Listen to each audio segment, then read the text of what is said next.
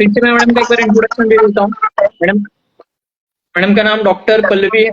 इन्होंने बीएमएस तिलक कॉलेज से किया है। इनका पीजी जो है पोद्दार कॉलेज से हुआ है, मुंबई से। इनका जो ऑल इंडिया रैंक था वो 13 था। स्टेट मेरिट लिस्ट में अगर जो एसएमएल बोलेंगे, मतलब जो स्टेट में रैंक था वो 3 था उस टाइम पे। ओके, मैडम का जो मेन कोर है प्रैक्टिस का वो इनफर्टिलिटी पे, मैडम ज्यादा करके इनफर्टिलिटी पे प्रैक्टिस करते हैं। ठीक है, तो सबसे पहला मैडम को मैंने इंट्रोडक्शन दे दिया है। अब हम लोग स्टार्ट करते हैं सेशन को।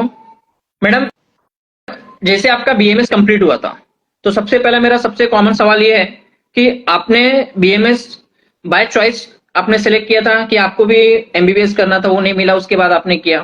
तो ये सवाल मेरा सबसे कॉमन रहेगा। ये इसलिए है क्योंकि जो बाकी के जो भी हमारे व्यूअर्स है, सबको यही लगता है कि हम लोग को वो फील्ड नहीं मिला इसलिए हम लोग नहीं लिया।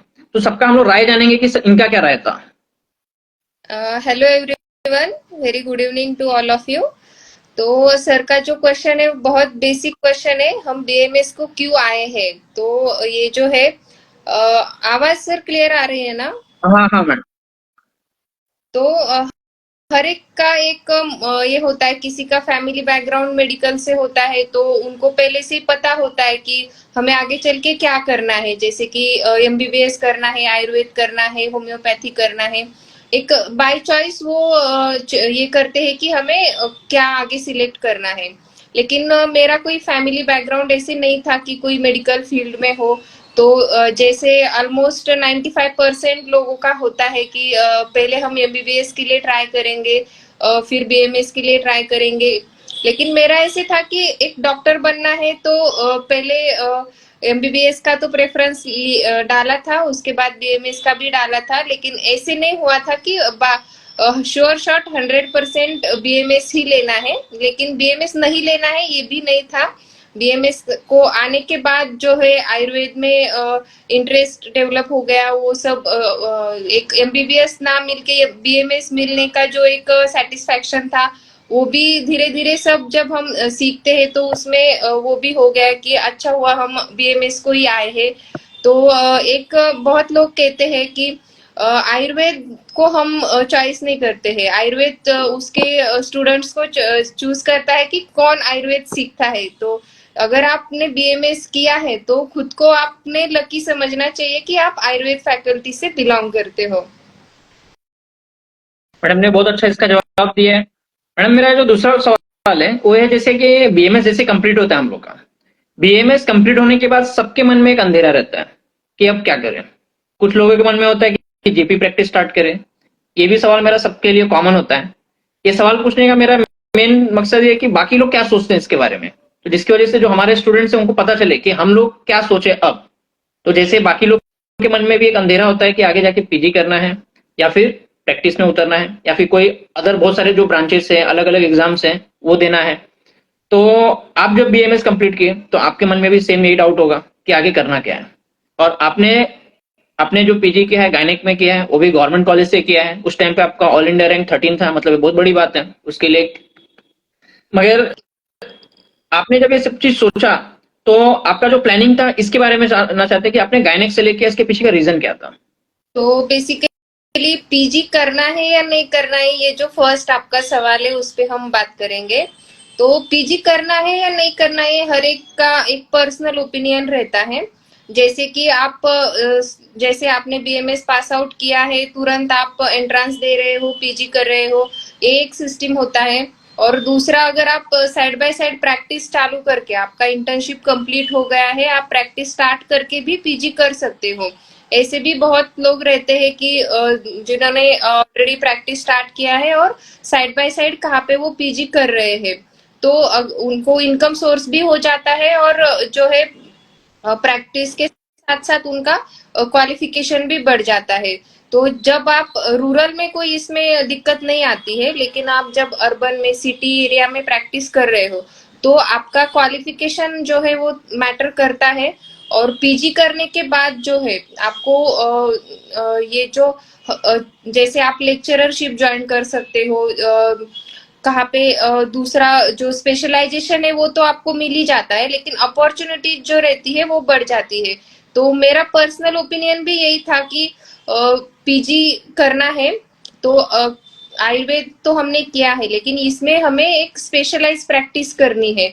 बेसिक आयुर्वेद प्रैक्टिस तो करने वाले बहुत लोग रहते हैं, लेकिन जिनके पास मैं सीखने के लिए जाती थी, डॉक्टर योगेश काळे सर, तो उनका पहले से ही ऐसे था कि आयुर्वेद तो सब कर रहे हैं, लेकिन इसमें आगे स्पेशलाइज प्रैक्टिस होनी चाहिए। जैसे स्किन के लिए आयुर्वेदा स्पेशलिस्ट डॉक्टर है, आईज के लिए है, तो वैसे हर एक सब्जेक्ट के लिए वो स्पेशलाइजेशन होना चाहिए आयुर्वेद फैकल्टी से। तो इसके लिए भी थोड़ा माइंड में था कि आगे चल के कुछ हमें अलग करना है, स्पेशलाइज इसमें करना है। तो इसके लिए मेरा ये था कि पीजी करना है। और जो है गायनेक में ही क्यों किया, तो बेसिकली जब यूजी में थे, बीएमएस कर रहे थे, तब से ही एक इंटरेस्ट डेवलप हुआ था कि नहीं, इसमें ही आगे चल के हम करेंगे। तो जैसे जैसे हम सीखते जाते हैं चीजें, तो पेशेंट्स देखते हैं, तो हमें स्कोप ऑफ इंटरेस्ट एंड जो हम खुद को लगता है कि हम ये करके खुद को सेटिस्फेक्शन मिलेगा, खुद का इंटरेस्ट उसमें अगर डेवलप हो रहा है, तो वो सब्जेक्ट आपने चॉइस करना चाहिए। तो मेरा पहले से मतलब था कि गायनेक करेंगे और आगे चल के भी इसमें आयुर्वेदा प्रैक्टिस करेंगे। तो इसलिए मैंने गायनेक बाय चॉइस लिया था। ऑब्वियसली रैंक अच्छा था, तो मुझे जहाँ पे मैं चाहूंगी वो मिल सकता था ऑल इंडिया में। तो मैंने जो है हमारा गवर्नमेंट कॉलेज जो है आर्य पोद्दार मेडिकल कॉलेज, तो वहां से मैंने गायनेक करने का फैसला लिया था। और जो है आगे चल के पीजी कंप्लीट होने के बाद जो है मैंने सेम इसमें जो मेरा पहला पर्पस था पीजी करने का, मैं अभी वही कर रही हूँ, जो है Ayurveda practice in gynaecology. Madam ने बहुत अच्छा बात बताया। मैडम ने एक बहुत अच्छा बात बताया, उसके बारे में थोड़ा सा मैं हाईलाइट करना चाहता हूँ। जैसे मैडम ने बोला कि प्रैक्टिस में हम लोग को एक फील्ड में, जैसे मैडम ने बोला कि स्किन में कुछ लोग स्पेशलाइज हो जाते हैं, कुछ लोग गायनेक कर रहे हैं। अगर हम लोग मॉडर्न देखते हैं तो मॉडर्न में देखोगे तो लीवर के लिए एक अलग डॉक्टर है, हेपेटोलॉजिस्ट। गैस्ट्रो के लिए एक अलग डॉक्टर है। किडनी के लिए एक अलग डॉक्टर है, नेफ्रोलॉजिस्ट है, यूरोलॉजिस्ट है। हर एक ऑर्गन के लिए अलग अलग डॉक्टर है। हार्ट के लिए अलग डॉक्टर है, लंग्स के लिए अलग है, ब्रेन के लिए अलग है। मगर हम लोग आयुर्वेद में जब देखते हैं तो यहाँ पे हम लोग पढ़ते तो वैसे हैं, मगर ये भी एक बहुत अच्छा बात है कि अगर हम लोग थोड़ा सा ट्राई करें, जैसे अभी लीवर से रिलेटेड बहुत जबरदस्त अपने को डिजीज देखने को मिल रहा है, कार्डियक से रिलेटेड भी बहुत जबरदस्त डिजीज देखने को मिल रहा है। तो अगर हम लोग थोड़ा सा अपने आप को और फोकस करें, जैसे कि अगर एक एक ऑर्गन पे भी फोकस करें, अपने पास वो अलग बात है कि अपने पास उसमें ऐसे स्पेशलाइजेशन है नहीं, मगर हम लोग एक एक ऑर्गन को भी फोकस करें तो भी बहुत अच्छा हो सकता है। जैसे अभी अगर हम लोग देखेंगे, बहुत सारे ऐसे वैद्य हैं तो क्या करते हैं, एक एक पर्टिकुलर डिजीज को लेकर वो प्रैक्टिस कर रहे हैं। जैसे कुछ लोग हैं जो केवल लीवर पे ही प्रैक्टिस कर रहे हैं, कुछ लोग हैं जो केवल किडनी से रिलेटेड जो डिजीज है उसके ऊपर ही प्रैक्टिस कर रहे हैं। तो ये भी एक बहुत अच्छा स्कोप है, जितना भी अपने ग्रंथ में चीज दिया है उससे रिलेटेड उसको बैठ के, जैसे अभी जो हमारा स्टडी टाइम है उसको अच्छे से निकालना चाहिए। उसके बाद हम लोगों को उससे रिलेटेड जो भी, मतलब जो भी इंफॉर्मेशन अवेलेबल है ग्रंथ में, उसको पूरा एक्सट्रैक्ट करके एक जगह हम लोग को लाना चाहिए। फिर हम लोग को देखना चाहिए कि हम लोग किस तरीके से मॉडर्न से कोरिलेट करके उसके साथ में इंटीग्रेटेड हम लोग इसको प्रैक्टिस कर सकते हैं। तो जैसे हम लोग मॉडर्न में देखते हैं कि हिपेटोलॉजिस्ट है, कार्डियक के डॉक्टर हैं, उस तरीके से हम लोग आयुर्वेद में भी जो आयुर्वेद जो बीएमएस स्टूडेंट हैं ये भी कर सकते हैं। तो ये भी एक मैडम ने बहुत अच्छा बात बताया। मैडम मेरा दूसरा सवाल ये है कि जैसे जो फीमेल्स हैं, अभी फीमेल का एक चीज डिसाइड नहीं है कि शादी होने के बाद वो लोग कहाँ जाने वाले हैं, तो जिसकी वजह से वो लोग एक ओपीडी स्टार्ट नहीं कर सकते हैं। ठीक है, मतलब उनके मन में हमेशा क्वेश्चन मार्क है, हम लोग पढ़ रहे हैं, आगे जाके हमको आगे जाके प्रैक्टिस करने को मिलेगा भी कि नहीं मिलेगा, ये भी एक बहुत बड़ा क्वेश्चन मार्क है। तो ये चीज को आप किस तरीके से देखते हैं? तो बेसिकली आपका क्वेश्चन बहुत ही प्रैक्टिकल है सर, क्योंकि ये हर एक फीमेल के बारे में होता है। लेकिन खुद के एम्स अगर हम क्लियर रखते हैं कि हम कहाँ पे भी जाएंगे तो यही करने वाले हैं, तो उस फील्ड में अपना नॉलेज गेन कर सकते हैं। कहीं पे भी अगर हम जाते हैं, सिटी में है या रूरल में है, कहीं पर भी, लेकिन जो पैशन फॉलो करना रहता है, तो वो अगर अगर हमारे, हम कहाँ पे भी जाते हैं जो है सक्सेस मिलने वाला रहता है। और जो है लोकेशन डिसाइड नहीं होता है, तो थोड़ा सा अगर खुद का अगर ये रहता है कि मुझे यहाँ पे ही प्रैक्टिस करना है, यहाँ पे ही करना है, तो उस हिसाब से अभी ये थोड़ा पर्सनल ये हो जाता है कि किसी किसी को रूरल में पसंद आता है, किसी को सिटी एरिया में, अर्बन एरिया में करना होता है। तो ये थोड़ा पर्सनलाइज हो जाएगा, उनका खुद का ओपिनियन क्या है, फैमिली के ओपिनियंस क्या है इसके बारे में। लेकिन बहुत सारी फीमेल डॉक्टर्स रहती है कि जो खुद का सेटअप स्टार्ट कर देते हैं, क्योंकि जब कभी भी हम प्रैक्टिस खुद का स्टार्ट करने वाले हैं, जब हम जॉब कर रहे होते हैं, कहाँ पे ऑब्जर्वरशिप कर रहे होते हैं, तो वो अलग बात होती है। लेकिन जब आप आपका खुद का सेटअप करने वाले हैं, तो उसको सेट करने के लिए कुछ पर्टिकुलर टाइम पीरियड जो है वो रिक्वायर होता है।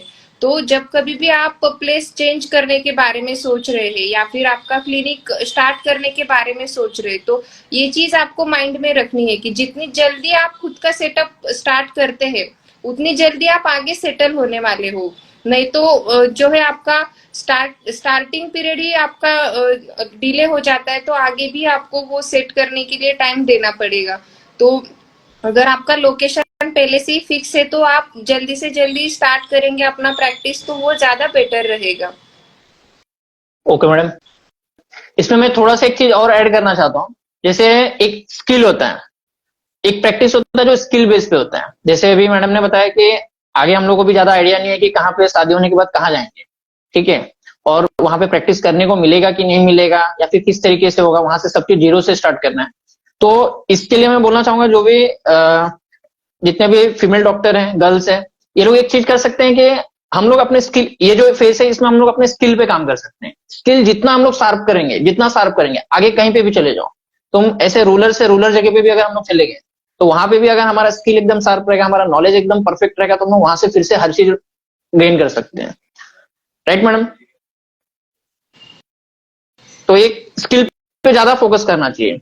और एक थोड़ा सा और एक बात और मैं ऐड करना चाहता हूँ। जैसे एक होता है, अगर हम लोग देखेंगे तो कुछ लोग होते हैं सेटअप डालते हैं, कुछ प्रैक्टिस करते हैं, मगर जो स्किल बेस्ड जो प्रैक्टिस होता है, जैसे अभी अगर मैं एग्जांपल दूं, जैसे धोनी हो गए, सचिन हो गए, ये एक स्किल है उनके पास कि जिससे वो लोग अपने आप अपना आइडेंटिटी बनाएं। तो मेडिकल फील्ड में भी आप लोग बहुत सारे ऐसे डॉक्टर को सुने होंगे जिनका एक स्किल है, खाली वो मतलब वो एक पर्टिकुलर चीज में इतना मास्टर है जिसकी वजह से वो लोग जाने जाते हैं। तो ये जो आइडेंटिटी है पर्टिकुलर ऑर्गन को लेके बोलो या फिर पर्टिकुलर डिजीज को लेके, जब तक हम लोग उसमें मास्टरी नहीं करेंगे तब तक हम लोग को ये स्किल मिलेगा नहीं। तो मेरे हिसाब से हम लोग जो बाकी का तो प्रैक्टिस कर ही रहे हैं, मगर एक पर्टिकुलर चीज को लेके हम लोग को बहुत डीप नॉलेज होना चाहिए जिसमें हमारा कोई हाथ नहीं पकड़ सकता है, मतलब हम लोग उसी चीज के लिए जाने जाए। तो इस टाइप का जब नॉलेज रहेगा तो हम लोग जो भी जगह पे बैठेंगे, लोग हम लोग को ऑटोमेटिक जानेंगे, भले हमारे पास कोई सेटअप हो या ना हो। और मैडम मेरा जो दूसरा क्वेश्चन है, इसमें और हाँ मैडम, एक है सर कि अगर आपको इतना मतलब है कि हमें पेशेंट्स देखना स्टार्ट करना है, तो आप प्राइमरी बेस पे ऑनलाइन कंसल्टेशन स्टार्ट कर सकते हैं, ताकि कुछ आपका पेशेंट बेस भी वहां पे रेडी हो जाता है। फिर आगे चल के आप वो कहीं से भी मैनेज कर सकते हो यस, ऑनलाइन पेशेंट्स को। ये भी एक बहुत अच्छा ऑप्शन है। ये हम लोग का जो कन्वर्सेशन एकदम डिस्कशन है, कुछ मैडम बताएंगे, कुछ हम लोग ऐसे डिस्कस करते रहेंगे। ओके मैडम, जो मेरा दूसरा सवाल है वो है इनफर्टिलिटी के ऊपर। इनफर्टिलिटी को लेके मतलब गायनेक में कितना स्कोप है? अभी जैसे आप प्रैक्टिस कर रहे हो, आपने 100 से भी ज्यादा लोगों को अभी तक मतलब ट्रीट किया है, तो इनफर्टिलिटी का केस कितना बढ़ रहा है और इस पे हम लोगों का फोकस किस तरीके से होना चाहिए, और क्या गायनेक में पीजी होना जरूरी है इनफर्टिलिटी पे प्रैक्टिस करने के लिए? थोड़ा सा इसके ऊपर गाइड कीजिए। पहले गायनेक में पीजी होना जरूरी है क्या, इसमें मैं बोलूंगी। थोड़ा सा है, क्योंकि जब आप अर्बन एरियाज में प्रैक्टिस कर रहे हो, तो लोग अगर आप एलोपैथी का बेसिकली प्रैक्टिस कर रहे हो इनफर्टिलिटी में, तो आपको पीजी होना ये 100% मस्ट है, क्योंकि गायनेकोलॉजिस्ट के पास ही पेशेंट आएंगे। अगर आप आयुर्वेदा प्रैक्टिस कर रहे हो इनफर्टिलिटी में, तो भी थोड़ा मैटर करेगा। अगर आप बहुत पुराने प्रैक्टिशनर हो, आपको अच्छे रिजल्ट्स आए हैं, तो एक बार आपकी डिग्री कोई देखेगा नहीं। लेकिन बहुत बार जो पेशेंट्स होते हैं वो स्पेशलाइजेशन देख के आपके पास आते हैं, तो आपको चांस है तो पीजी आपने करना ही चाहिए।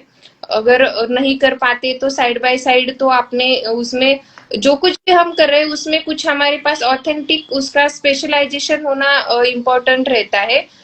और जो है इनफर्टिलिटी के बारे में, तो मेरा पहले से ही इंटरेस्ट था इनफर्टिलिटी में, तो मैं ज्यादातर इनफर्टिलिटी, पीसीओडी, यही चीजें ज्यादातर मैं देखती हूँ।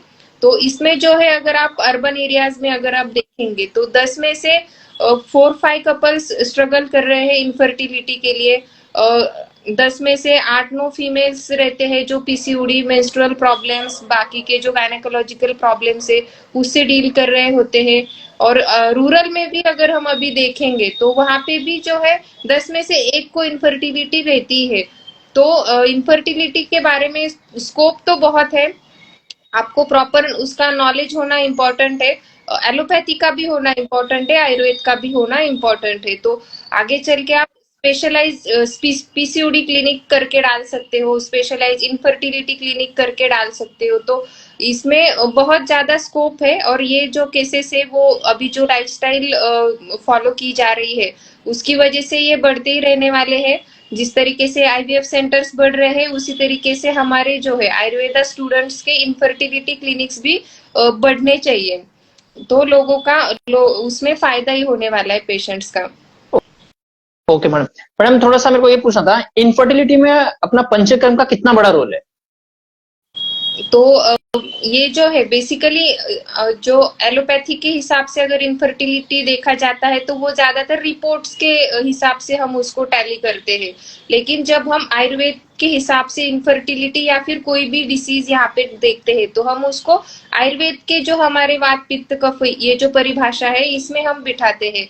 तो बहुत बार ऐसे होता है कि पांडु है पेशेंट को, उसमें इनफर्टिलिटी हमें देखने को मिलता है। दूसरा कोई डिसीज है तो एक शारीरिक जो सर्वांग व्याधि होता है उसके उपद्रव स्वरूप में हमें इनफर्टिलिटी देखने को मिलता है।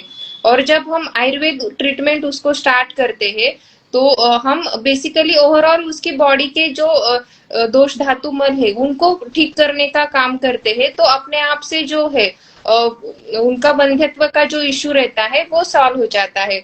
और पंचकर्म जो रहते हैं वो बहुत ज्यादा इसमें हेल्पफुल रहते हैं, क्योंकि पंचकर्म के फलश्रुति में भी बताया गया है। यहाँ पे बीज शुद्धि उससे होती है, बंध्यत्व पे उसका एक्शन होता है। और ओवरऑल जो लाइफस्टाइल लोग अभी फॉलो कर रहे हैं उसमें से जो कुछ भी वहां पे दोष दृष्टि बन जाती है तो इसको हमें ब्रेक करने के लिए पंचकर्म का बहुत ज्यादा फायदा यहाँ पे देखने को मिलता है। और कई सारे केसेस मेरे ऐसे भी है जिनको सिर्फ पंचकर्म करने के तुरंत नेक्स्ट मंथ में भी कंसीव हो चुका है। और जैसे पहले के अबॉर्शंस की हिस्ट्री रहती है पेशेंट की, या फिर किसी को कुछ टीबी वगैरह रहता है या फिर कोई भी सार्वदेहिक व्याधि उनको रहती है तो उनको हमें प्रॉपर तरीके से एनालिसिस उनका करके फिर उनको कंसेप्शन के लिए एडवाइस करना चाहिए। तो सबसे पहले तो जो रहता है प्री कंसेप्शनल केयर में वो पंचकर्म ही रहता है। तो इस पे तो हम अच्छा खासा काम कर सकते हैं आगे चल के भी। ओके मैडम, एक व्यूअर ने एक सवाल पूछा है, इनफर्टिलिटी में ट्रीटमेंट करने के लिए कोई हम लोग को कोर्स का या फिर कोई सर्टिफिकेट का जरूरत है क्या, या फिर वो जो हम लोग पीजी कर रहे हैं उसके साथ में मिल जाता है? कुछ ऐसे ही सवाल है मेरा, शायद से एक व्यूअर ने पूछा है। बेसिकली जब आप बीएमएस करते हो तो आप कोई भी चीज ट्रीट कर सकते हो, ऑल डिसीजेस आप ट्रीट कर सकते हो। लेकिन जो अगर आप एमएस के बारे में बोलेंगे, गायनेक में पीजी करने के बाद दूसरा कोई सर्टिफिकेट आपको चाहिए क्या? तो अगर ये जो है इनफर्टिलिटी हमारे सिलेबस के अंदर है तो इसके लिए हमें कोई अलग उसके लिए सर्टिफिकेशन की जरूरत नहीं होती है।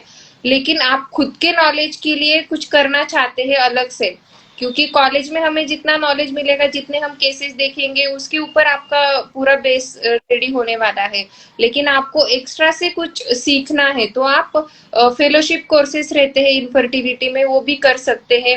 अगर कुछ आपको ऑपरेटिव पार्ट के हिसाब से उसमें कुछ स्टडी करना है तो उसके भी कोर्सेस ट्रेनिंग्स रहते हैं, प्रैक्टिकल सेशंस रहते हैं, आप कर सकते हैं। लेकिन इनफर्टिलिटी ट्रीट करने के लिए अलग सा कोई सर्टिफिकेशन आपको नहीं चाहिए। एज अ बीएमएस और as a PG in gynaec ये वो कर सकते हैं। ओके मैडम ने बहुत अच्छा अभी बताया। एक चीज मैं बोलना चाहूंगा कि जैसे मैडम ने इनफर्टिलिटी के बारे में इतने देर तक बताया, तो आप लोग सोचिए कि इनफर्टिलिटी का जो केसेस है बहुत बढ़ रहा है। तो हमारा एक इंटरेस्ट, जो भी आगे जाके गायनेक में इंटरेस्टेड है या फिर प्रैक्टिस करना चाहते हैं, या फिर जो भी फीमेल आगे जाके गायनेक में प्रैक्टिस करना चाहते हैं, मेरे हिसाब से उनको इनफर्टिलिटी पे फोकस करना चाहिए। इसका केसेस अभी बहुत बढ़ने वाला है। मैडम एक सवाल और है मेरा, जैसे इनफर्टिलिटी जो है ये तो मेल पे भी डिपेंड करता है, फीमेल पे भी डिपेंड करता है। एज ए गायनेकोलॉजिस्ट आप ज्यादा करके डील करोगे फीमेल, तो इसमें आप मेल से भी डील करते हैं क्या? यस बिल्कुल। बिल्कुल डील करते हैं। उसमें और मेरा तो यही रहता है कि अगर आप इनफर्टिलिटी के लिए कंसल्टेशन ले रहे हैं तो हस्बैंड एंड वाइफ दोनों ने ही यहाँ पे आना चाहिए, क्योंकि दोनों के बीच में हमें बहुत सारी चीजें देखनी पड़ती है। कभी कभी सालों साल सिर्फ फीमेल की ट्रीटमेंट चलती रहती है और मेल पे वहां पे फोकस ही नहीं किया गया होता है, या फिर मेल पार्टनर जो है वो ऐसे होता है कि वो रेडी नहीं रहते हैं ट्रीटमेंट्स के लिए। तो उनका काउंसलिंग प्रॉपर होना इम्पोर्टेंट रहता है। अभी जो है ऑलमोस्ट 60-70% केसेस में ऐसे होता है कि दोनों में भी कुछ ना कुछ प्रॉब्लम हमें देखने को मिलता है। तो मेल में है ओलिगोस्पर्मिया है, एस्थेनोस्पर्मिया है, वहां पे ये सब चीजें उनको देखने को मिलती है। मेल भी जो है यहाँ पे उनमें थायराइड के इश्यूज होते हैं, डायबिटीज के इश्यूज होते हैं। तो ये सारी चीजें यहाँ पे हमें जो है स्पर्म क्वालिटी पे क्वांटिटी पे इम्पैक्ट करती है। तो ओवरऑल मेल की भी हेल्थ कैसी है, उनका लाइफस्टाइल कैसा है, ये सारी चीजें हमने साइड बाय साइड देखना इम्पोर्टेंट होता है, तभी चल के हमें जो है इनफर्टिलिटी के केसेस में रिजल्ट्स मिलने वाले हैं। तो ये हमेशा ध्यान में रखना है कि जब भी कभी भी आपके पास अकेली फीमेल आती है तो उसको एटलीस्ट नेक्स्ट विजिट में उसको हस्बैंड को साथ में लेके आने को बोलना है। उनके अगर रिपोर्ट्स वो करने के लिए रेडी नहीं है तो थोड़ा सा काउंसलिंग करके एक दो विजिट्स होने के बाद आपको उनमें फोकस करना चाहिए, ताकि जल्द से जल्द आपको इनफर्टिलिटी के केसेस में रिजल्ट मिल सके। बहुत बढ़िया मैम। मैडम एक चीज, जैसे अभी हम लोग देख रहे हैं, जैसे अभी अर्बन एरिया में, जैसे मेट्रो सिटीज में हो गया, तो वहां पे एक ना नया कॉन्सेप्ट आया, गर्भ संस्कार। जैसे अभी एएनसी हम लोग जो देखते हैं, तो वो एक मॉडर्न के हिसाब से होता है। अभी लोग फैमिली प्लानिंग करने से पहले जो आयुर्वेदा डॉक्टर है उनके पास जा रहे हैं, उनसे बात करें, उनको भी मतलब बहुत लोगों को पता है कि बीज शुद्धिकरण क्या होता है, गर्भ संस्कार किस तरीके से करना है।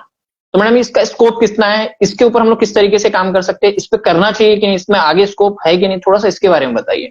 ये भी एक बहुत बड़ा, जो लोग अभी जिनको ज्यादा आइडिया नहीं है, इस पे भी हम लोग को बहुत अच्छे से काम करना चाहिए। आने वाले टाइम में ये भी बहुत डेवलप होगा, और ज्यादा करके इंडिया में प्लस इंडिया से बाहर जो वेस्टर्न साइड है वहां पे भी बहुत ज्यादा डेवलप होगा। इंडिया के बहुत सारे ऐसे डॉक्टर है जो ऑनलाइन कंसल्टिंग करते हैं, वेस्टर्न वेस्टर्न के जो भी पेशेंट है, इंडिया से बाहर जो भी पेशेंट है, उनका वो लोग ऑनलाइन कंसल्टिंग करते हैं। तो ये जो क्लास है, गर्भ संस्कार हो गया, ये सब टाइप का जो ट्रीटमेंट लेता है ना, तो आप लोग समझ जाइए कि ये सब हायर क्लास है। ठीक है। अभी ट्रीटमेंट में भी अलग अलग क्लास है।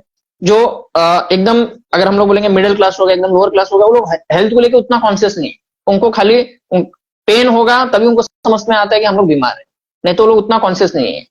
मिडिल क्लास है वो थोड़ा सा हेल्थ को लेकर कॉन्शियस है, मगर जो हायर क्लास है वो और क्या अच्छा हो सकता है, मतलब किस तरीके से उनका जो प्रोग्रेनी हो कितना अच्छा हो सकता है, इस पे वो लोग ज्यादा ध्यान देते हैं।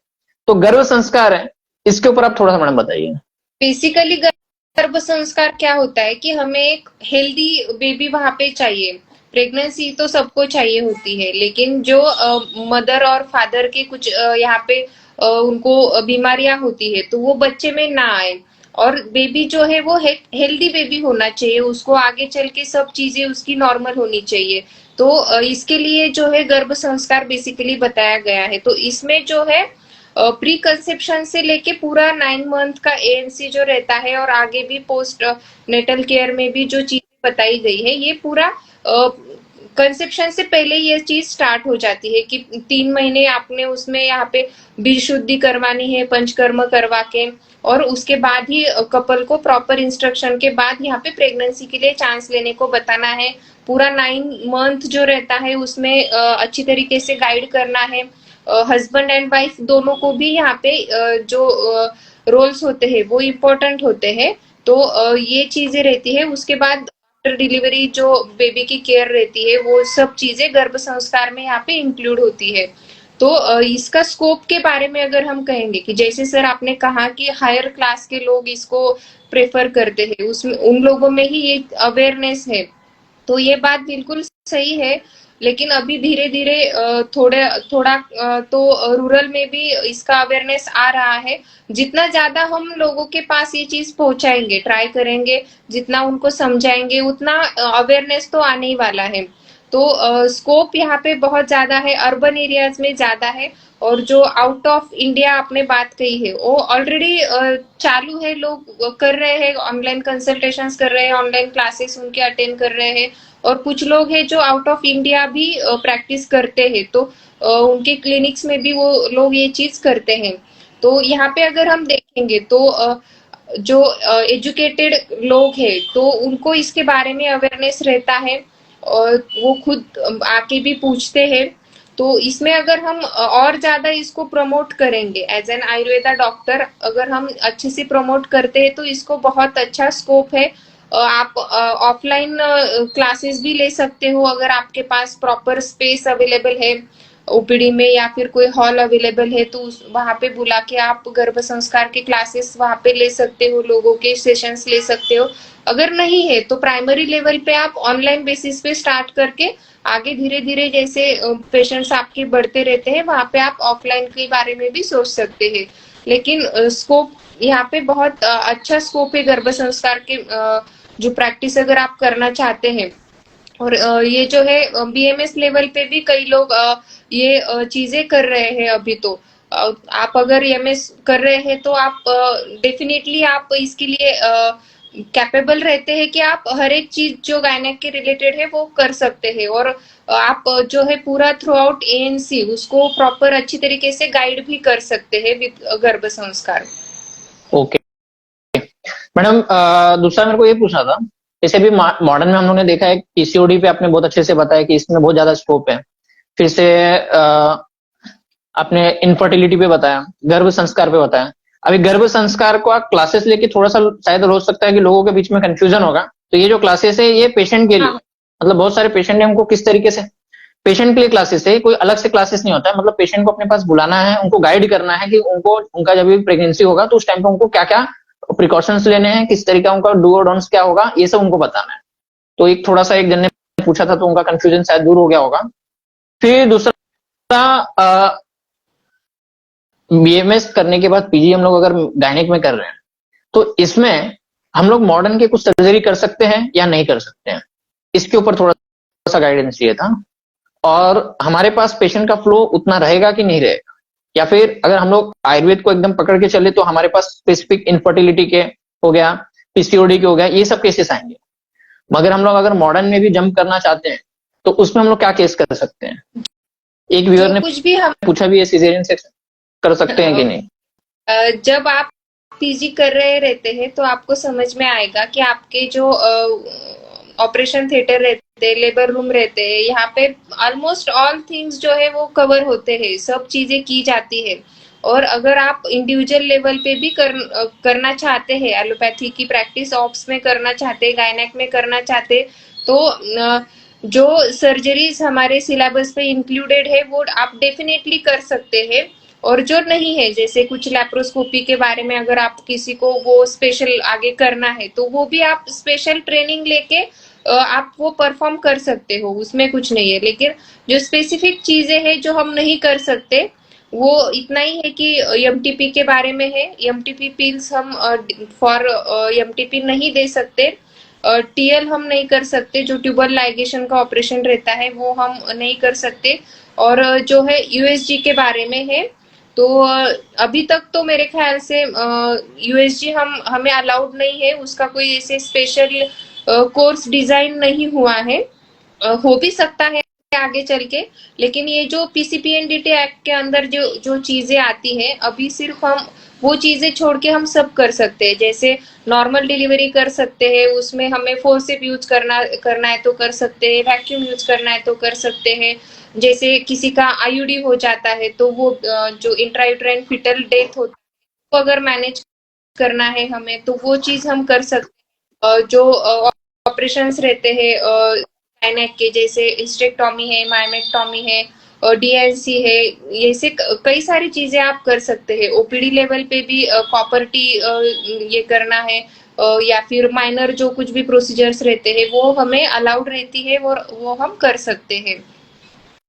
ओके मैम, अभी गवर्नमेंट की तरफ से भी एक नया गाइडलाइन आया है, जैसे अभी एलएससीएस हो गया। एलएससीएस करने के लिए मेरे ख्याल से ना 2 असिस्टेंट, एक गायनेक और एक असिस्टेंट गायनेक होना चाहिए, राइट? शायद एक नया गाइडलाइन उनका आया है। फिर से हिस्टेक्टोमी के लिए भी एटलीस्ट 2 गायनेक चाहिए, एमटीपी के लिए भी एटलीस्ट ऑन पेपर 2 गायनेक होना चाहिए। जब तक ऐसे कोई देखता नहीं है, जब केस कुछ बिगड़ता है, तब ये सब चीज का इंक्वायरी होता है।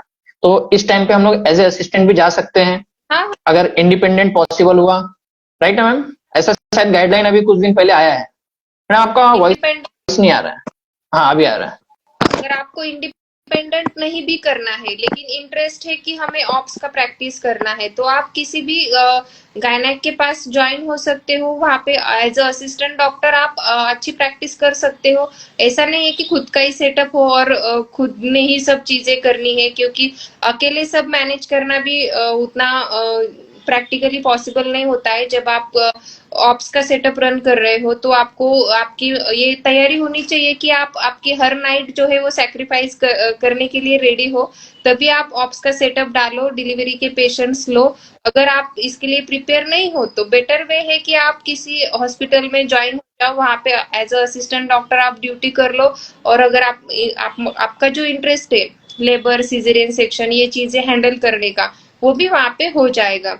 लेकिन जब तक आप पूरी तरीके से प्रिपेयर नहीं हो खुद का, तो मतलब वहां पे प्रॉपर अच्छी तरीके से सोच के ही वो स्टार्ट करना चाहिए, क्योंकि लेबर के पेशेंट्स हमें टाइम पूछ के कभी आते नहीं है। उसके लिए हमें टाइम देना पड़ता है। पूरा आपका जो शेड्यूल है वो भी वहां पे डिस्टर्ब रह सकता है। तो ये सब चीजें, जब आप सर्जिकल कोई भी ब्रांच ले रहे हो तो इसमें आपने माइंड में ये चीजें रखनी है। Okay ma'am. दूसरा एक थोड़ा सा मैं जरा आपको अगर एक बिजनेस पॉइंट ऑफ व्यू बताऊं, तो अगर आप लोग अगर नोटिस करोगे, जैसे जो अगर जो भी फीमेल है, अगर वो आगे जाके गायनेक में पीजी कर रहे हैं तो बहुत अच्छी बात है, नहीं कर रहे हैं, अगर वो इंडिपेंडेंट अगर ओपीडी स्टार्ट करना चाहते हैं, तो अगर हम लोग इंडिया में देखेंगे मेल टू फीमेल रेशियो अगर 1:1 पकड़ेंगे, ठीक है, तो फीमेल जो है वो ज्यादा प्रीफर करते हैं कि किसी फीमेल डॉक्टर के पास ही जाएं। अगर आप एज ए जीपी भी प्रैक्टिस कर रहे हो तो ध्यान में रखना, अगर उनको टाइफाइड भी रहेगा, मलेरिया भी रहेगा, या फिर कोई भी कंप्लेन रहेगा, तो ज्यादा प्रीफर करेंगे किसी फीमेल डॉक्टर के पास जाने के लिए। तो फीमेल, अगर आप नोटिस करोगे जिस एरिया में भी फीमेल डॉक्टर हैं, उनके पास नंबर ऑफ केसेस ज्यादा होता है, क्योंकि पूरे पूरे फीमेल उनके पास जाते हैं। अगर उसी एरिया में देखोगे तो मेल डॉक्टर अगर 10 होंगे तो वहां पे फीमेल डॉक्टर 2 होंगे। तो फीमेल डॉक्टर 2 होने की वजह से उनके पास फीमेल का क्राउड ज्यादा होता है। ये कैलकुलेशन अपने को समझ में आना चाहिए। तो हम लोग जो 4th ईयर में स्टैटिस्टिक पढ़ते हैं, उसका ये सब एप्लीकेशन है कि किस चीज को किस तरीके से हम लोग अप्लाई करें। ठीक है, एक बात ये हो गया। दूसरा बात ये है कि जब अपने पास इतना बड़ा रेशियो है, देखो फीमेल अगर है तो फीमेल के जो बच्चे होते हैं वो भी उसी जगह पे जाएंगे जहां पे जो फीमेल जहां पे कंसल्ट करा है। तो या उसके साथ में अगर आपको हल्का फुल्का पेडियाट्रिक का भी नॉलेज है, तो आप बहुत बेसिक लेवल पे वो केस भी मैनेज कर सकते हो। तो जो भी फीमेल है, अगर वो आगे जीपी प्रैक्टिस डालने के लिए सोच रहे हैं, तो आप लोग बहुत अच्छे से गायनेक का नॉलेज लीजिए, साथ में हल्का फुल्का पेडियाट्रिक का भी नॉलेज लीजिए, क्योंकि फीमेल उनके पास आएंगे तो उनके साथ में उनका बच्चा भी आएगा। ठीक है, और बहुत आपका नसीब अच्छा होगा तो साथ में उनका पति भी आएगा आपके पास। ठीक है, तो हम ये लोग सर आगे बढ़ते हैं। ऐड करेंगे, अगर आप एक उसको इनफर्टिलिटी में रिजल्ट देते हो ना, तो पूरी फैमिली अपने आप आपसे जुड़ जाती है, क्योंकि बच्चा यस हो मैम। एक बहुत ज्यादा हैप्पीनेस क्रिएट करता है, एक सेटिस्फैक्शन होता है। तो इसकी वजह से पूरी फैमिली जो है आपसे अलग तरीके से जुड़ जाती है। जैसे आप अगर किसी का स्किन डिसीज ट्रीट करते हो तो उसमें इतना ये नहीं होता है, लेकिन आप किसी को प्रेगनेंसी देते हो, बेबी देते हो, तो यहाँ पे जो है हैप्पीनेस जो लेवल जो है वो बहुत ज्यादा रहता है, लोगों का सेटिस्फेक्शन ज्यादा रहता है। तो अगर आप इसमें स्पेशलाइजेशन कर रहे हो तो आप एक ब्लेसिंग भी जो है लोगों का ज्यादा यहाँ पे ले पाएंगे, और जो है पेशेंट भी आपके पास अपने आप पूरा वो ज्वाइन हो जाता है हमें आगे लाइफ टाइम के लिए भी। यस मैम, बहुत अच्छा आपने बताया ये। दूसरा हम लोग देखेंगे कि अगर एक ओपीडी हम लोग को स्टार्ट करना है, तो ओपीडी स्टार्ट करने के लिए हमारे पास मतलब कितना खर्चा हम लोग को आ सकता है, और क्या क्या इंस्ट्रूमेंट हम लोग को लग सकता है। जैसे एक ओपीडी हो गया, या फिर एक गायने का सेटअप अगर हम लोग को स्टार्ट करना है, जैसे ओपीडी में गायने का एग्जामिनेशन टेबल होता है, बहुत सारे चीज होते हैं। अगर हम लोग को एक बेसिक सा ओपीडी स्टार्ट करना है गायने का, जिसमें हम लोग एग्जामिनेशन कर सकते हैं, तो उसके लिए क्या खर्चा जा सकता है, पहला। दूसरा, अगर हम लोगों को एक अपना खुद का सेटअप डालना है पूरा गायनेक का, तो उसके लिए क्या खर्चा जा सकता है, इसके बारे में थोड़ा सा बताइए। तो बेसिकली अगर आप सिर्फ गायनेक का ओपीडी लेवल पे प्रैक्टिस करना चाह रहे हो तो ये ऑप्शन भी अच्छा है। आप कहाँ पे एडमिट करने के लिए किसी अदर हॉस्पिटल से ज्वाइन हो सकते हो और खुद का सिर्फ ओपीडी लेवल पे मैनेज कर सकते हो। तो इसमें जो है आपको बेसिक इंस्ट्रूमेंट्स लगते हैं, जैसे आपको पेशेंट को एग्जामिन करना है तो यहाँ पे जो स्पेकुलम्स वगैरह रहते हैं वो आपको चाहिए। अगर प्रॉपर्टी वगैरह लगवानी है यहाँ पे ओपीडी में आपके, तो उसके लिए जो इंस्ट्रूमेंट्स रहते हैं उसका जो किट रहता है, वल्सेलम वगैरह है, सिम स्पेकुलम है, ये आगे चल के आप पीजी करेंगे इसमें तो सब चीजें आपको अच्छी तरीके से पता हो जाएगी। लेकिन एक जो बेसिक इंस्ट्रूमेंट्स रहते हैं, ऑटोक्लेव जो रहता है मशीन, वो हमें चाहिए क्योंकि हर एक चीज हम यहाँ पे स्टरलाइज करके यूज करते हैं। एग्जामिनेशन टेबल यहाँ पे गायनेक का अलग होता है, वो हमें चाहिए। तो इसके लिए अगर हम देखेंगे तो एक अच्छा सेटअप आपको करना है। एक तो आपको 4 to 5 lakhs तक यहाँ इसका खर्चा आ सकता है। अगर आप बहुत ही बेसिक सेटअप कर रहे हैं तो प्रीमियम आपका दो टाइप एकदम। एकदम जस्ट आगे चल के आप उसको रिनोवेट करके अच्छा कर सकते, तो 2 lakhs के इसमें आपका हो भी सकता है। इसमें जो अगर आप रेंटेड स्पेस ले रहे हो तो इसका हर एक एरिया वाइज जो इसका कॉस्टिंग होगा वो अलग रहेगा। लेकिन एक सेटअप के लिए आप बेसिक सेटअप 2 lakhs में आप स्टार्ट कर सकते हो। और अगर थोड़ा और अच्छा करना है, हमें इंटीरियर भी अच्छा करना है, स्पेशियस सब चीजें हैं, तो इसमें आप 4 to 5 lakhs तक आपका खर्चा जाने वाला है। और अगर आप पूरा खुद का हॉस्पिटल स्टार्ट कर रहे हैं, जैसे लेबर रूम है, थिएटर है, ओपीडी है और वहां पे एडमिट करने के लिए भी आपको करना है, तो अराउंड 15 lakhs तक आपका इसमें इन्वेस्टमेंट जाएगा। ओके मैडम, एक व्यूअर ने पूछा है कि उनको गायनेक में प्रैक्टिस करना है और विदाउट पीजी, तो उसके लिए कोई सर्टिफिकेट कोर्स ऐसा अवेलेबल है क्या जिसको करने के बाद वो गायनेक में पीजी कर सकता, मतलब प्रैक्टिस कर सकते हैं? गायनेक में प्रैक्टिस तो आप वैसे भी कर सकते हो, ऐसा कुछ नहीं है। लेकिन जो कुछ भी स्पेशलाइज चीजें रहती है, जैसे प्रेगनेंसी के पेशेंट्स मैनेज करना है, एंटीनेटल केयर के है, तो इसमें थोड़ा जो है जब हम यूजी लेवल पे ये चीजें करते हैं तो उसका नॉलेज हमें उतना नहीं रहता है। अगर सर्टिफिकेशन के बारे में पूछेंगे तो एज सच एमयूएचएस से कुछ ऐसा नहीं है। लेकिन जो कुछ प्राइवेट लोग अरेंज करते हैं सर्टिफिकेशन इन गायनेकोलॉजी, तो उसमें ज्यादातर वो आयुर्वेद का ही उसमें कवर किया हो रहता है सिलेबस। तो उसमें आप करके ये चीज कर सकते हो, खुद का नॉलेज उससे गेन करके। एज सच उसका कुछ ऐसे पीजी डिग्री इस्तेमाल करते हैं। वैसे वो सर्टिफिकेशन उतने इम्पोर्टेंट नहीं रहते हैं, लेकिन आपका नॉलेज और स्किल्स बढ़ाने के लिए आप उसका इस्तेमाल कर सकते हैं। बेटर यही होगा कि आप पीजी करके ही सब चीजें करेंगे तो आपको आगे चल के जो इसमें कुछ भी करना है आगे चल के और स्पेशलाइजेशन इसमें करना है तो आप कर सकते हो। लेकिन इनफर्टिलिटी की प्रैक्टिस आयुर्वेद में करने वाले ऐसे बहुत लोग हैं जो जो प्लेन बीएमएस है या फिर पीजी है लेकिन गायनेक में नहीं है। ऐसे भी कई लोग हैं जो अच्छे रिजल्ट्स इसमें दे रहे हैं। लेकिन वही है कि आपको आपका नॉलेज अच्छे अच्छे से वहां पे गेन करना है, स्किल्स आपकी अच्छे से डेवलप करनी है। ओके एक थोड़ा सा जरा मैं मेडिको लीगल चीज बताना चाहता हूँ। जैसे बहुत लोग सोचते हैं कि प्लेन या फिर इस पे गायनेक का जो केसेस होता है ना, अगर वो जब चाहे सीजरियन सेक्शन हो गया चाहे नॉर्मल डिलीवरी हो गया, अगर ये केस गड़बड़ होगा, याद रखो इसके ऊपर इंक्वायरी बहुत जबरदस्त होता है, ठीक है, और इंक्वायरी इतना ऊपर तक जाता है, इसको मतलब कितना भी पॉलिटिकल प्रेशर लगाओगे ना रुकेगा नहीं, इसका इंक्वायरी बहुत ऊपर तक जाता है और बहुत अच्छे से इसका इंक्वायरी होता है। तो इसीलिए गायनेक का जो नॉर्मल डिलीवरी से रिलेटेड जो केसेस हो गया, एलएससीएस हो गया, चाहे जो भी कर रहे हो, इसको बहुत सावधानी, अगर अपने रेंज में है तो ही करो, नहीं तो मत करो, ठीक है। कोई ये भी बात का केस ध्यान रखना, ये मेडिको लीगल बहुत इंपॉर्टेंट कोई भी केस अगर है, राइट बेसिक मैम? भी पीसीओडी का भी है, इनफर्टिलिटी का भी है, कोई भी केस हो, इससे ये छोड़ के अलग भी कोई भी केस आपके पास है, अगर अगर आपको लग रहा है कि नहीं होगा तो उसको पकड़ के नहीं रखना है। उसको हम रेफर करते हैं अच्छे और हमारे नॉलेज में जो कोई भी अच्छे डॉक्टर है उनके पास। तो इससे जो है आपका निगेटिव रिजल्ट जो रहता है, इम्पैक्ट आपके कम रहेगा और पेशेंट को एक सेटिस्फेक्शन आगे रहेगा कि डॉक्टर ने हमें एक अच्छे डॉक्टर के पास भेजा है। मतलब जो हमसे मैनेज नहीं हो रहा है, इसी कोई भी केस हो तो उसको हमें तुरंत रेफर करना चाहिए आगे, वो इमरजेंसी हो या फिर नॉर्मल लेवल पे हो तो भी हमने ये करना है। और जो मेडिको लीगल पार्ट आपने बताया सर, वो बहुत ही इम्पोर्टेंट है। मैं गायनेक के एंगल से ही बोल रही थी, लेकिन ऑप्स की अगर प्रैक्टिस आपको करनी है तो आपने उस डिग्री होना और नॉलेज होना, स्किल्स होना, ये सब चीजें इंपॉर्टेंट है। क्योंकि एक मेडिको लीगल केस में अगर आप मैटरनल डेथ हो या कुछ भी हो, इसमें अगर आप अटक गए तो आपका पूरा प्रैक्टिस इसमें ये हो सकता है। अगर आपको प्रॉपर ये चीजें कैसे हैंडल करनी है अगर पता नहीं है, तो ये बहुत ज्यादा डिफिकल्ट चीजें रहती है। तो इसमें आप अगर ना ही ये चीज करें तो बेटर रहेगा। आप as a assistant doctor, as a houseman, as a RMO, कहाँ पे अगर आपको इंटरेस्ट है प्लेन बीएमएस लेवल पे, किसी के अंदर ये चीजें आप करो, वो अलग बात रहती है। लेकिन खुद के हॉस्पिटल में आप ऑप्स के पेशेंट्स मैनेज कर रहे हो तो ये थोड़ा प्रॉब्लमेटिक हो सकता है आगे चल के। ओके। दूसरा एक सवाल था मेरा कि मैडम गवर्नमेंट जॉब में या फिर और कहीं पे हम लोग गायनेक में पीजी करने के बाद क्या कर सकते हैं? गवर्नमेंट जॉब में हम लोग को क्या मतलब गवर्नमेंट जो पोस्ट है, एमओ का हो गया या फिर अभी गवर्नमेंट का बहुत नया नया स्कीम आ रहा है, उसके अंदर हमारे लिए कोई स्कोप है, कोई जॉब है? इसके बारे में अभी थोड़ा सा बताएं।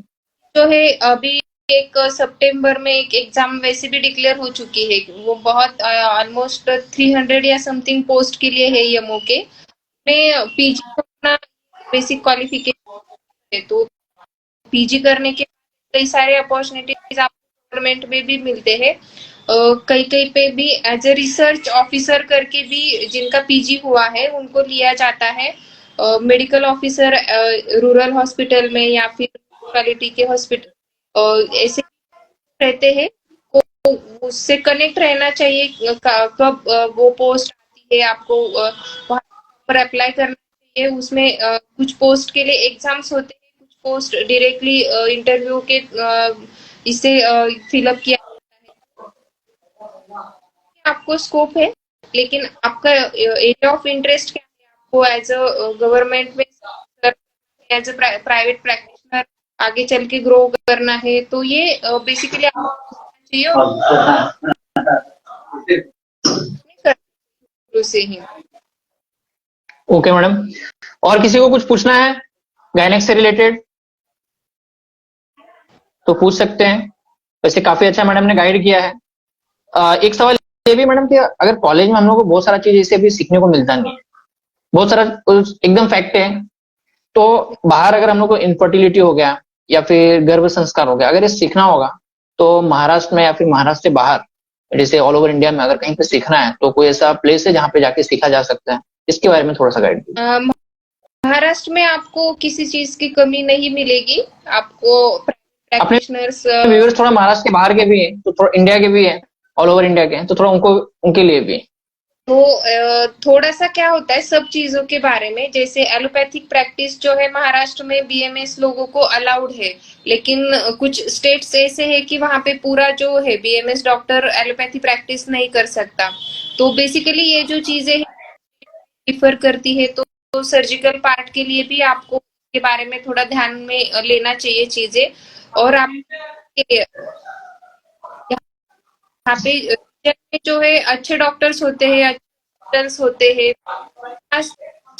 ट्रेनिंग लेना इम्पोर्टेंट रहता है। क्योंकि जब तक आप प्रैक्टिकल नॉलेज गेन नहीं करते हैं, आप पेशेंट को अच्छी तरीके से रिजल्ट्स नहीं दे सकते हैं। तो थेरोटिकल साथ आपको अच्छा प्रैक्टिकल नॉलेज होना इम्पोर्टेंट है।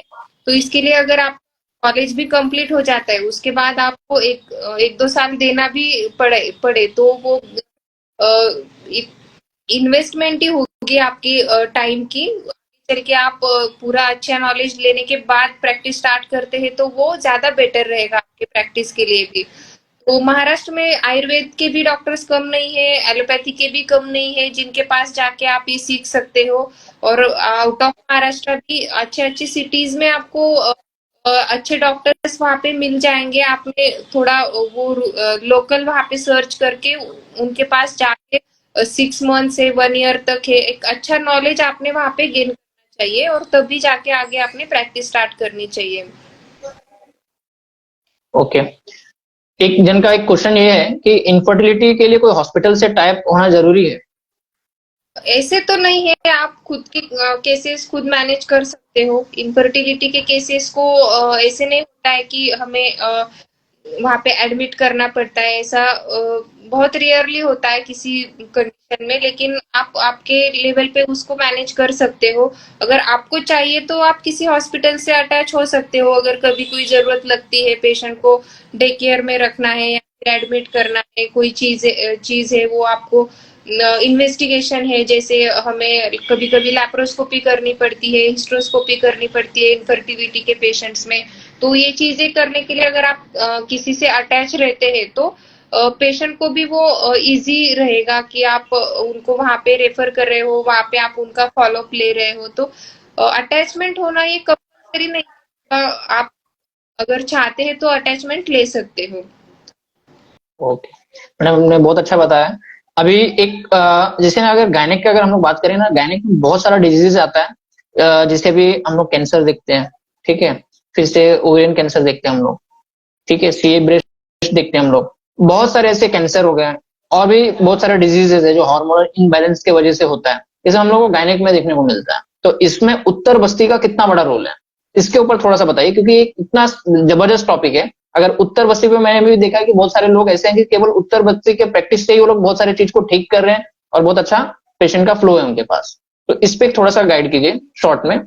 बाकी हम लोग नेक्स्ट सेशन में हम लोग उत्तर बस्ती पे बहुत डिटेल में अगर हम लोग डिस्कस करेंगे, क्योंकि ये बहुत बड़ा टॉपिक है, और ये यस। एकदम प्रैक्टिकली मतलब प्रैक्टिस के हिसाब से देखेंगे तो ये भी बहुत अच्छा चीज है।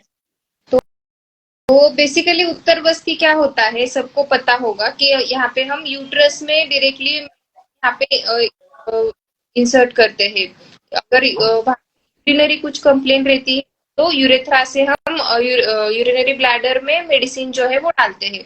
तो ये चीज करने के लिए जो जैसे मेनोरेजिया है, इनफर्टिलिटी है, पेशेंट में ट्यूबल ब्लॉक रहता है, अनओव्युलेटरी साइकिल्स रहते हैं, यूट्राइन रहते हैं, पॉलिप्स रहते हैं, ये सब कंडीशंस में अगर हम देखेंगे तो उत्तर बस्ती के रिजल्ट्स जो है वो हमें बहुत अच्छे मिलते हैं।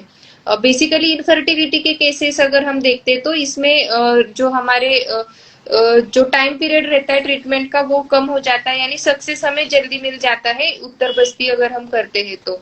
और दूसरा सर, आपने जो मैलिग्नेंसी के बारे में कहा है कि यूट्रस का कैंसर है या फिर ब्रेस्ट, तो जब कभी भी सीए के पेशेंट होते हैं, कोई भी सीए वहां पे है, तो ऐसा नहीं है कि हम सिर्फ और सिर्फ आयुर्वेदिक ट्रीटमेंट को, जो चीज वहां पे सर्जरी करके निकालना है उसको फर्स्ट सर्जरी होना ही चाहिए, तभी आगे चल के जो कैंसर के सेल्स है वो वहां पे ग्रो नहीं करेंगे। उसको वहां पे हमें रोकना है तो सर्जरी मस्ट रहती है। और जो आगे का उनके हिसाब से केमोथेरेपी या रेडियोथेरेपी जो कुछ भी चल रहा है, उसके साथ साथ पैरेलली अगर हम उसके साइड इफेक्ट्स कम करने के लिए, पेशेंट की जो क्वालिटी ऑफ लाइफ है बढ़ाने के लिए, अगर हम आयुर्वेदिक ट्रीटमेंट वहां पे शुरू से ही स्टार्ट रखते हैं तो पेशेंट का जो बल रहता है वो वहां पे मेंटेन रहेगा, पेशेंट को साइड इफेक्ट्स जो है वो चीजों के वो कम रहेंगे। तो साइड बाय साइड हम ट्रीटमेंट वहां पे कर सकते हैं पेशेंट की लाइफ जो है अच्छी करने के लिए। लेकिन पूरा हमने आयुर्वेदिक ही दिया है और बाकी एलोपैथी कुछ भी नहीं लेने के लिए अगर हम कहते हैं तो उस पे कमांड डिसीज हम ठीक करके देंगे, नहीं तो फिर जो है पैरेलली चीजें कर सकते हैं। ओके मैडम ने बहुत अच्छा इसके ऊपर बताया। अभी हम लोग ये सेमिनार को, मतलब अपना जो पॉडकास्ट था इसको हम लोग एंड करते हैं। फिर से मैं बताना चाहता हूँ, ये जो पॉडकास्ट है, ये जो प्रैक्टिकल टॉक है, ये एक हम क्या कर सकते हैं आगे बीएमएस करने के बाद या फिर बीएचएमएस करने के बाद, हम लोग आगे क्या क्या कर सकते हैं उसको डिस्कवर करने के लिए हम लोग ये पॉडकास्ट लेके आ रहे हैं। और इसमें अभी और भी बहुत सारे लोग को मैं इन्वाइट करूंगा, उनसे हम लोग सीखेंगे कि उन्होंने अपने जर्नी में क्या क्या किया जिसकी वजह से आज वो एक चीज अचीव किए हैं। सेम हम लोग को अगर करना होगा तो हम लोग उनके पाथ को देखेंगे और उनसे कुछ सीखेंगे, इंस्पायर होकर हम लोग अपना जर्नी बनाएंगे, राइट। तो ये मेन इसका हमारा जो प्रैक्टिकल टॉक है, इसका मेन मकसद ये एक बात हो गया। दूसरा, आज का जो हमारा जो लेक्चर था इसको मैं थोड़ा सा समराइज करता हूँ कि जो हम लोगों ने आज का जो हमारा जो टॉपिक था कि हम लोग गायनेक में पीजी करने के बाद आयुर्वेद में हम लोग क्या क्या कर सकते हैं। तो इसमें जैसे कि मैडम ने बताया, इनफर्टिलिटी एक बहुत अच्छा ऑप्शन है, ठीक है, ऑप्शन मतलब एक बहुत अच्छा, इसमें हम लोग हमारे लिए करियर आगे हो सकता है। दूसरा, गर्भ संस्कार। और तीसरा मैं बता रहा हूँ डाइट प्लान। डाइट प्लान आज की तारीख में बहुत ज्यादा जरूरत है। फीमेल जितने भी फीमेल हैं डाइट कॉन्शियस बहुत ज्यादा होते हैं, वेट कम करना है, वेट ज्यादा करना है, जो भी है, ठीक है। फीमेल का प्रेगनेंसी के टाइम पे जो हम लोग का डाइट प्लान होता है वो सबसे ज्यादा इंपॉर्टेंट है, ठीक है। तो ये हम लोग गर्भ संस्कार में भी सीखने वाले हैं। तो ये सब चीज हम लोगों को बहुत अच्छे से पता होना चाहिए। जो हार्मोन से रिलेटेड जितने भी डिजीजेस है, जैसे पीसीओडी हो गया, बहुत सारे और भी डिजीज है, इसको हम लोग आयुर्वेद से किस तरीके से मैनेज कर सकते हैं, ग्रंथ में इसके बारे में क्या बताया गया है, ये सबको जब आपके पास जो फ्री टाइम है, जैसे आप पीजी कर रहे हो, 3 साल का आपके पास टाइम है, ये सब चीज पे आपको वर्क करना चाहिए। मतलब ग्रंथ जितना भी ग्रंथ है सब में से अच्छे से खोज के निकालो कि उन्होंने क्या बताया इसके बारे में, और इसको रिलेट करो, पेशेंट से रिलेट करो। यही सब काम करना है हम लोगों को पीजी में, ठीक है। बाकी आप टाइम पास करो, जो भी करना है सब करो, मगर ग्रंथ में इससे रिलेटेड क्या दिया गया है पूरा एक्सट्रैक्ट करके निकालो और इस पे काम करना चालू करो। ग्रंथ में ऐसा बहुत सारा चीज है जो दिया गया है वो प्रैक्टिकली आया नहीं है, ठीक है। तो इसके ऊपर काम करना चालू करना चाहिए। और मैडम ने जैसे दूसरा बताया कि उत्तर बस्ती का एक बहुत बड़ा स्कोप है। तो उत्तर बस्ती को एक हम लोग और सेशन रखेंगे जिसमें हम लोग देखेंगे उत्तर बस्ती से हम लोग कौन कौन से डिजीज को ट्रीट कर सकते हैं और हम लोग कौन से डिजीज में कौन सा मेडिसिन यूज करेंगे। इसके लिए हम लोग एक बड़ा सेशन रखेंगे जिससे आप लोगों को उत्तर बस्ती का एप्लीकेशन क्या है ये समझ में आएगा। ओके, मैडम ने बाकी गवर्नमेंट जॉब के लिए भी बताया कि क्या क्या उसमें वैकेंसी है, ठीक है। तो इस तरीके से ये पूरा जो आज का जो पॉडकास्ट था इसका समरी मैंने बता दिया है, तो हम लोग इसको एंड करते हैं। थैंक। हाँ मैडम। जब हेलो। कभी आप स्टार्ट कर रहे हैं तो आप पैसों के लिए प्रैक्टिस मत कीजिए या फिर सिर्फ पैसों के पीछे मत भागिए। अगर आप इथिकल प्रैक्टिस करते हैं तो पैसा और सक्सेस दोनों भी आपके पास अपने आप आने वाला है। तो जितना ज्यादा हो सके उतना इथिकल प्रैक्टिस कीजिए। सिर्फ पैसों के लिए पेशेंट को ये करना, गुमराह करना, ये चीज कभी भी अपने प्रैक्टिस में नहीं होनी चाहिए। तब जाके हमें धन्वंतरी का भी आशीर्वाद मिलता है और माता लक्ष्मी का भी आशीर्वाद हमारे ऊपर बना रहता है। बहुत अच्छा लाइन बोला मैडम ने आपने। जैसे अभी हम लोग 11th-12th में रहते हैं ना, तभी हम लोग का होता है कि हम लोग डॉक्टर बनेंगे, गरीबों का बहुत सेवा करेंगे। मगर जैसे मेडिकल फील्ड में आते हैं, धीरे धीरे थोड़ा सा जैसे मनी की जरूरत होती है, उसके वजह से थोड़ा सा इधर उधर बहुत सारे लोग थोड़ा सा ट्रैक चेंज हो जाता है। तो इसका थोड़ा सा ध्यान रखना है। मैडम ने जैसे बताया कि पैसे के लिए ज्यादा नहीं करना है, मेन पेशेंट को ट्रीट करो। रिजल्ट दोगे बहुत सारा पेशेंट आएगा, बहुत सारा पेशेंट आएगा, बहुत पैसा आएगा, ठीक है, गिन नहीं पाओगे। मेन मैडम का बोलना ये है, ठीक है। इन करते हैं उसको। थैंक यू मैडम, आपने टाइम निकाल के जो हमारे व्यूअर से बहुत अच्छा हमको गाइड किया है, इसके लिए बहुत बहुत धन्यवाद। थैंक यू सो सेशन को इन करते हैं। अपॉर्चुनिटी दी, और जो लोग ज्वाइन हुए हैं, जो लोग बाद में देखेंगे, उन सबको भी थैंक यू कि आप टाइम निकाल के यहाँ पे ज्वाइन हुए हो और यहाँ पे पूरा आपने एंड तक यहाँ पे अटेंड किया है। Thank you so much. Okay, next session में हम लोग और भी मेडिसिन से रिलेटेड बात करेंगे, फिर उसके बाद सर्जरी से रिलेटेड, फिर उसके बाद जो एस्थेटिक हो गया, कॉस्मेटिक हो गया, मैं बहुत सारे लोगों को बुलाने वाला हूँ। और ये देखने के बाद आपका माइंड पूरा इतना ब्रॉड तरीके से ओपन होगा कि इतने सारे अपॉर्चुनिटी है बीएमएस करने के बाद करने के लिए, हम लोग खाली कुछ ही चीज पे अटके हुए हैं। अभी मैं एक छोटा सा एक बात और बताता हूँ। अभी मैं कुछ दिन पहले एक स्कूल में सेमिनार लेने गया था। वहां पे मैं स्टूडेंट से पूछा कि आप लोग क्या करना चाहते हो। वहां पे मेरे को केवल 2 से 3 जवाब मिला। एक जन बोले डॉक्टर बनना है, एक जन बोले, कुछ लोग बोले इंजीनियर बनना है, कुछ लोग बोले हम लोग आईएएस बनना है। मतलब इतना सारा अपॉर्चुनिटी है और स्कूल के स्टूडेंट्स को बहुत सारा मालूम ही नहीं है, वो अभी भी यही 3 चीज में जी रहे हैं। तो कितना बड़ा मतलब ड्रॉबैक है कि उनको बताने वाला ऐसा कोई नहीं है कि आगे बहुत सारा चीजें करने की। अभी कुछ दिन पहले ही गया था मैं शायद से कल ही गया था मैं।